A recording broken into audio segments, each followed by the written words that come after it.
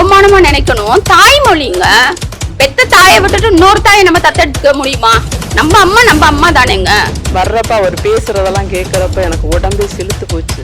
என்னடா இப்படிப்பட்ட மனுஷனை இன்னைக்கு தான்டா பாக்குறோம்.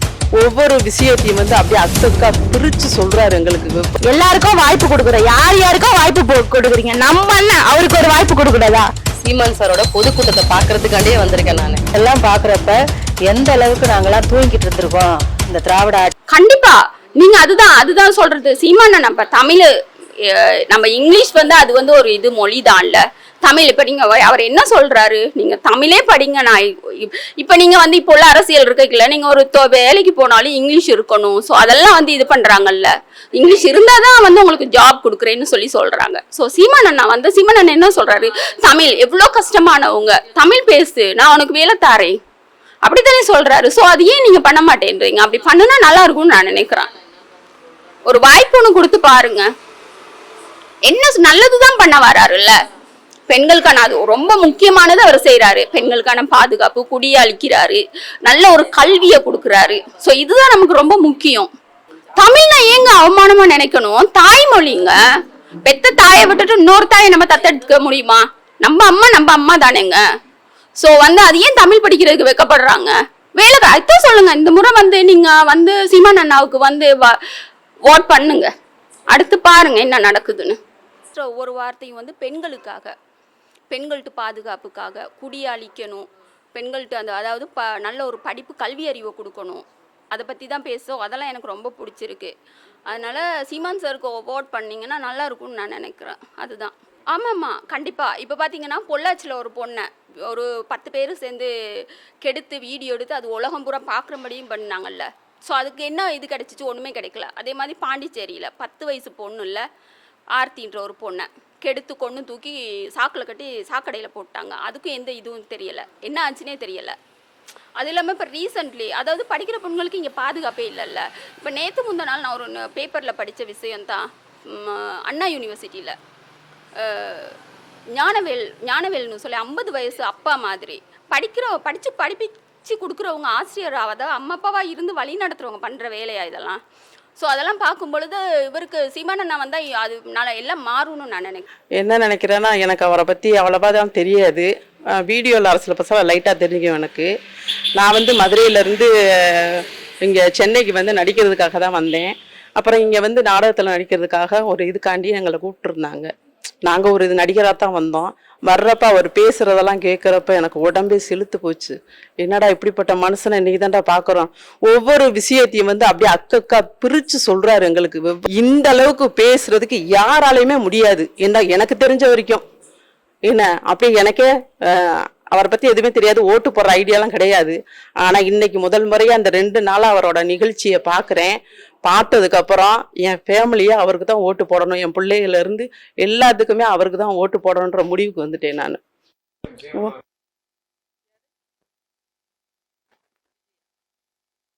அதெல்லாம் எனக்கு பிடிக்கல. அவர் என்னங்க பண்ணிருக்காரு? எனக்கு அந்த ஆதங்க இருக்கு. ஒண்ணுமே பண்ணதில்ல. யாருக்கு அவங்க நம்மள எது வேணாலும் சொல்லிட்டு போட்டோம். எதுவுமே பண்ணதில்லை. அவ்வளவு பெரிய கோடீஸ்வரர் ஏதாவது பண்ணியிருக்காரா மக்களுக்கு? எதுவுமே பண்ணதில்லை. எனக்கு தெரிஞ்சு பண்ணது கிடையாது. இன்னும் தெரியாம என்னமோ பண்ணவரோ என்னமோ தெரியல.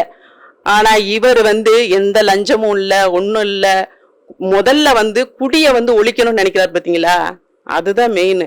குடினாலதான் நிறைய தப்புகள் நடக்குது. அவர் சொன்ன ஒன்னே ஒண்ணு, குடியை நிப்பாட்டுறேன் அப்படின்னு இருக்காரு. அது எனக்கு ரொம்ப பிடிச்சிருக்கு. அதனாலதான் சின்ன பிள்ளையில இருந்து ஒரு வயசானவங்க முதக்க எல்லாமே கற்பழிச்சு சாகுறாங்கன்னா காரணம் இந்த குடினால, அந்த போதனால. தாய் யாரு, குழந்தை யாரு? பெத்த அப்பனே குழந்தைய கெடுத்து கொண்டதெல்லாம் இருக்கு. அதெல்லாம் முன்னாடி இருந்துச்சா? நாங்களாம் 15 வயசு பிள்ளையா இருக்கும் போது கூட வெளியில விளையாண்டுக்கிறோம். வெளியில அவங்க படுத்து தூங்கியிருக்கோம். இப்ப அப்படி தூங்க முடியுமா? சொல்லுங்க பாப்போம். தூங்க முடியாது. எனக்கு ஒரு ஆதங்கம் இருந்துச்சு. நாடே ரொம்ப குட்டியச்சரா போயிருச்சு. அது எதனாலன்னா குடிதான். என்ன தெரிஞ்சதுங்க, அந்த குடி இல்லாத சமுதாயத்தை உருவாக்குறேன்னு சொல்றாரு. இதுக்கு மேல என்ன வேணும்? பெண்களுக்கு பாதுகாப்பு நான் தர்றேன்றாரு. 2 நாளா அவர் நிகழ்ச்சியை பார்த்ததுல இருந்து எனக்கு அப்படியே இப்படிப்பட்ட மனுஷனை எவ்வளவு நாளா பார்க்காம இருந்துட்டோமேன்னு ரொம்ப வருத்தப்படுறேன். என்னோட ஓட்டு என் பிள்ளைகளுக்கு நான் சொல்லுவேன். அது அவங்க விருப்பம், சொல்லுவேன். ஆனா நான் என்னோட ஓட்டு அவருக்கு தான். சீமானனை பத்தி சொல்றதுக்கு நிறைய இருக்கு. இதுல வந்து பெண்கள் பாதுகாப்புக்காக தான் அவர் நிறைய வந்து போராடுறாரு. அதுவும் இல்லாம அவர் வந்து எப்படி சொல்றது, நமக்கு எல்லாமே நல்லதா தான் நடக்கும்ன்ற ஒரு இது பண்றாருல்ல. எல்லாருக்கும் வாய்ப்பு கொடுக்குறோம். யார் யாருக்கும் வாய்ப்பு கொடுக்குறீங்க? நம்ம அண்ணன் அவருக்கு ஒரு வாய்ப்பு கொடுக்கூடாதா?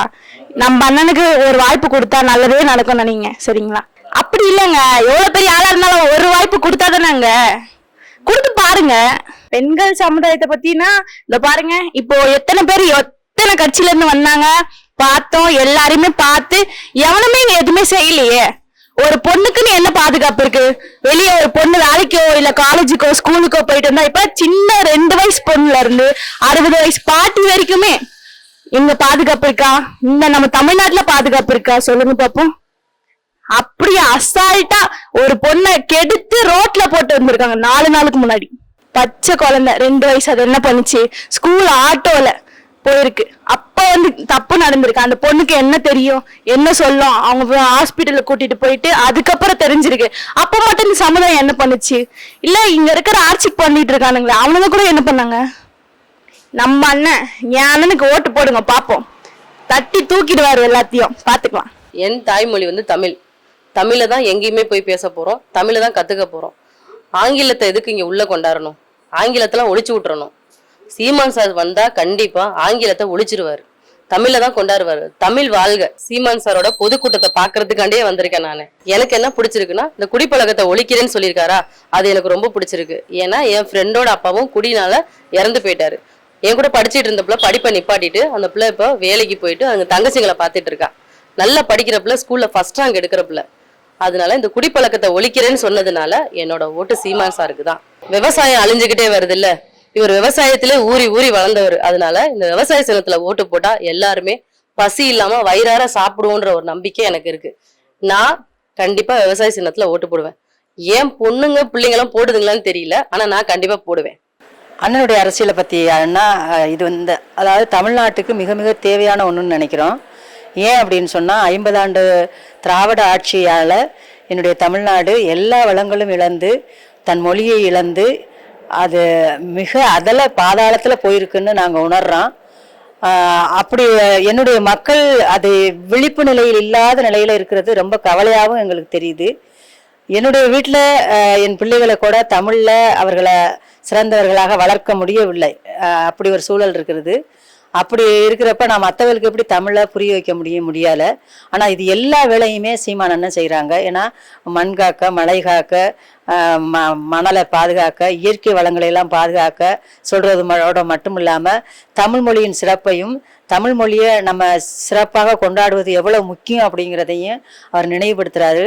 இதெல்லாம் பார்க்குறப்ப எந்த அளவுக்கு நாங்கள்லாம் தூங்கிக்கிட்டு இருந்திருக்கோம், இந்த திராவிட ஆட்சியில் எந்த அளவுக்கு 50 ஆண்டுகளாக தூங்கிக்கிட்டு இருந்திருக்கோம் அப்படின்னு நினச்சி வெக்கமாக தெரியுது. நம்மளே இப்படி இருக்கோமே, அப்போ நமக்கு கீழே இருக்கக்கூடிய அக்கா தங்கச்சி எல்லாம் என்ன நிலைமையில இருக்காங்க, அவர்களெல்லாம் எப்படி தட்டி எழுப்புறங்கிற மாதிரி கவலையும் ஏற்படுது. அதனாலேயே அண்ணனுடைய அரசியல் கட்டாயம் உறுதியாக வேணும் அப்படிங்கிற மனநிலைக்கு நாங்கள் தள்ளப்படுறோம்.